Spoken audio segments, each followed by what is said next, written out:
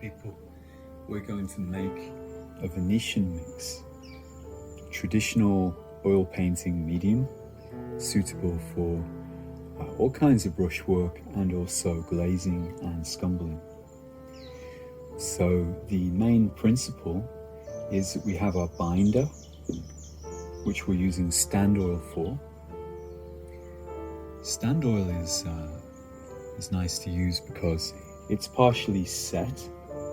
It's been linseed oil left to stand in the sun and able to breathe. So it's polymerized. That's why stand oil is more gloopy than cold pressed linseed oil. It's because it's partially set already. So as a result, it will dry a bit faster. Also, it has a slightly more self-leveling quality than cold pressed linseed oil. So this binds our pigment together. This is what really is at the heart of oil painting, because this is our oil. Then we have the solvent. The solvent's used to cut the oil, cut the fat, and make it run and flow a little smoother. So in this case, we're using distilled gum turpentine. It's the most traditional solvent used in oil painting. It comes from pine trees. Some people have a little bit of concern about its volatility and its toxicity, and it's true that you have to monitor your exposure whilst you're working, and also over time try and reduce skin contact, and of course work in a well-ventilated area. Then you have the damar varnish, which is a modifier. So it's like a trinity here. We have our binder, our solvent, and our modifier. And the role of the modifier in the case of damar varnish is to create a kind of glassy, vitreous look to our paint film.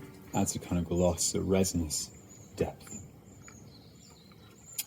So these three together, we can make our Venetian medium. And all we need to do, really, is actually mix them to a 1:1:1 ratio in a jar. It's a really simple medium. There are some cases where you might want to change the ratios. Like for instance, if your stand oil is really, really thick, you might need to reduce the quantity and add a little bit more gum turps to cut it finer. Or in the case where you don't want so much shine, then you could reduce the amount of damar.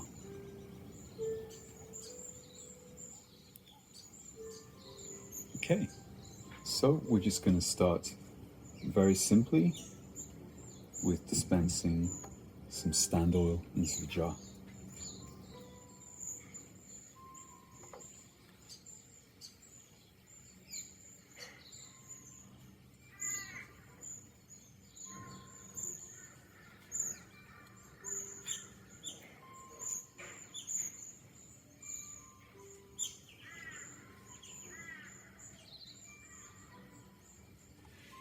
So I can see here that I've dispensed up to the label. So I'm going to eyeball this and just use the amount from these other bottles up to the label.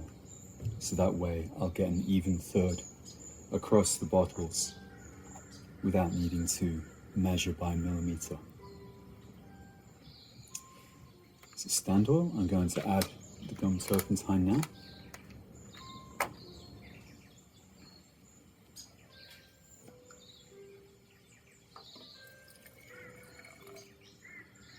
Okay,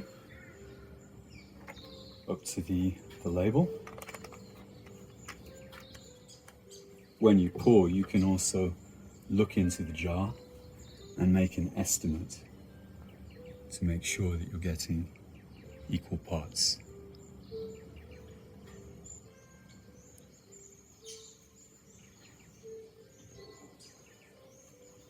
Then we want to make sure that the stand oil is mixed into the turpentine. So instead of shaking the jar and introducing a lot of air bubbles, we can just stir with a palette knife, or a spoon, or a stick, a clean chopstick, or anything that won't introduce any matter material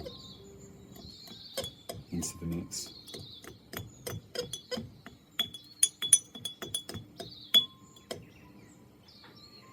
It can take a bit of time for the stand oil to break down into the gum turpentine, and you can look closely into it and see there's a kind of lava lamp effect, if you like, where the oil is floating inside the turpentine, and you'll know when it's broken down because you won't have those differences in the fluid anymore. It will be completely evenly mixed.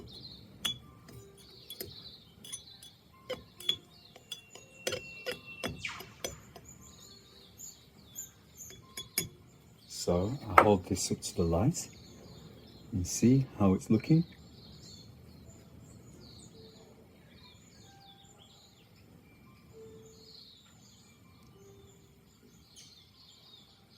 Ain't it beautiful?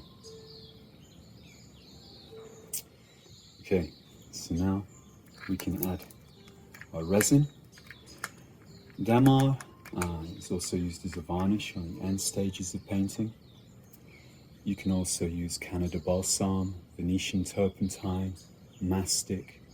There are different kinds of resin. They all tend to do pretty much the same thing by adding a kind of luster or gloss, which deepens the darks in the painting, makes the darks seem to have voluminous depth, and also brightens the colours somewhat.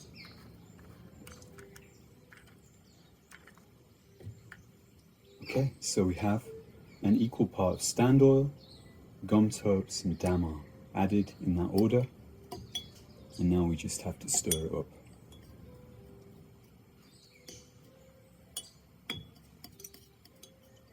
And once it's well stirred, you just put a lid on your jar and just dispense small amounts as you need in the painting process.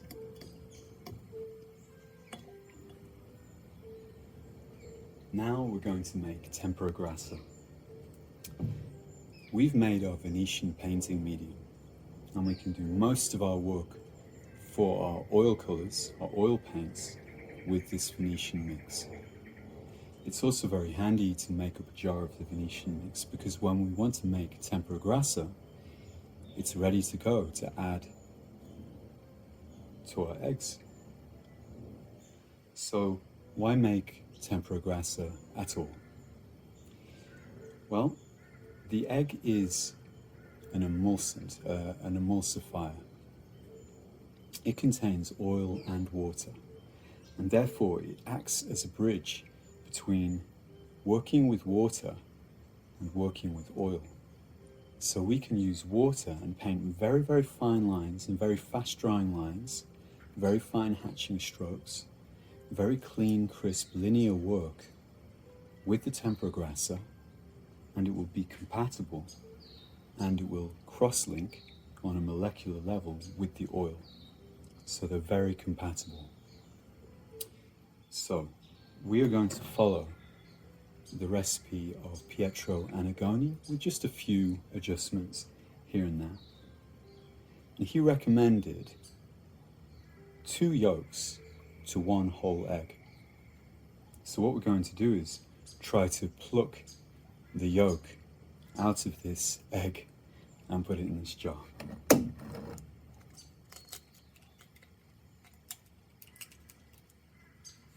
What we can do is pass the yolk back and forth between the shell. This is a membrane, and it's recommended to lose the membrane where possible in the process. It's kind of gathered around the yolk here. So the idea is we lose this membrane. Of course, we could use a knife or some scissors, but the other way to go is to try to pluck the yolk.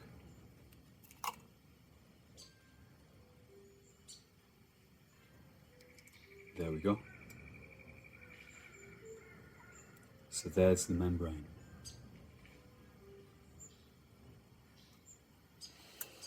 This is a fun game, and it's not always possible to pluck the yolk out of the shell, hold it there, and then poke it with a palette knife.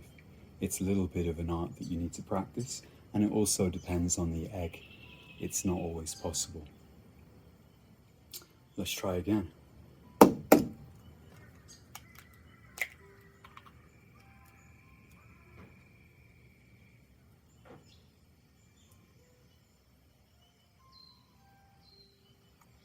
Okay, so I'm going to try and pluck the yolk.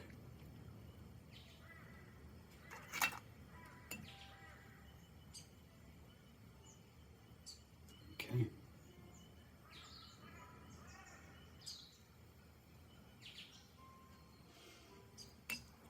And then one whole egg.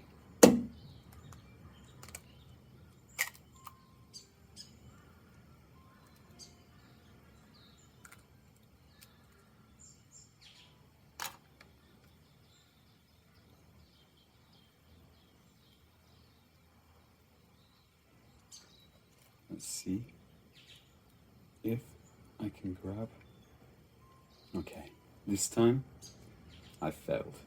I popped the yolk. So what I'm going to try and do is just put my finger in there and try and grab hold of that membrane. So I'm pouring out the yolk and the egg white, but I've caught the membrane with my finger. There. Okay. There we go. So yeah, that worked out. So what we have here is 2 yolks to 1 whole egg, but we've removed the membranes. And then we stir this up to be homogeneous, but we don't whisk it. We're not quite cooking. So we just make sure that this is evenly mixed without being too violent with it, because we don't want to introduce a lot of air.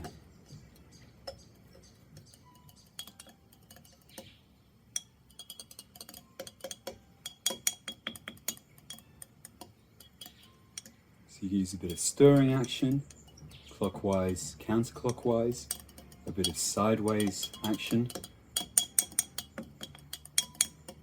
And here we have our emulsion. So remembering that emulsion means part oil, part water.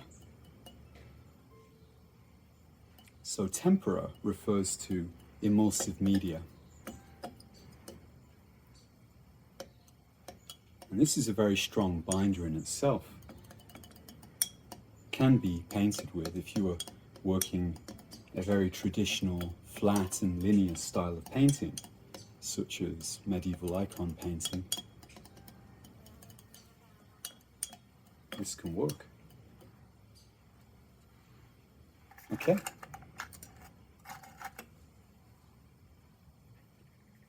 Now we add an equal amount of our Venetian mix into the egg emulsion, and it just so happens very nicely that we have the same volume between the jars. So I can just go ahead and pour the whole lot in.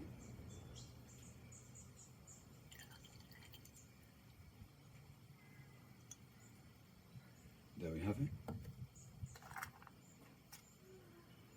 Now I just need to mix these together. So again, we don't have any floating clumps or kind of clouds or separations. And I work that gently. And this is our tempera grassa medium.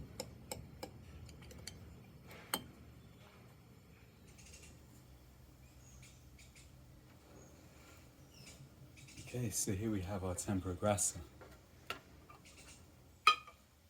Now remember, this isn't our paint. This is the binder that we're going to use to make tempera grassa paint with, because paint is binder with pigment. So if we add this Tempera Grassa binder to a pigment of our choice, any colour, we've made Tempera Grassa paint. So there's some questions that's often asked, with this being containing so much organic matter, how long does it last? Does it go off? And the answer is yes, it can go rancid if your materials, or if your jar or your palette knife or your fingers or the atmosphere has a lot of bacteria.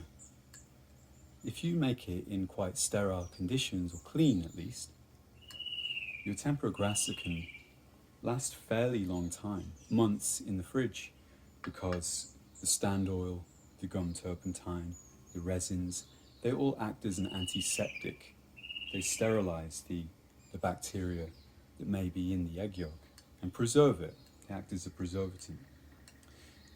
The less air that's in your jar, the better. So a tall jar that you can fill might be better than this jar, where there's a fair amount of air. Keeping the lid on it when not in use. The very best thing to do is use it fresh and make paint, and then tube that paint, or keep that paint in small jars with not too much air, and that way your Tempera Grassa, it will not be a problem. It won't go off whilst you're working. That said, keep an eye out for any discoloration, any spots, and also the smell. If I smell this, it smells of turpentine and oil. If it starts developing a pongy, rancid odor, don't use it. Make a fresh batch. Okay, so now we're going to take this, and the next thing we're going to do is make paint from it.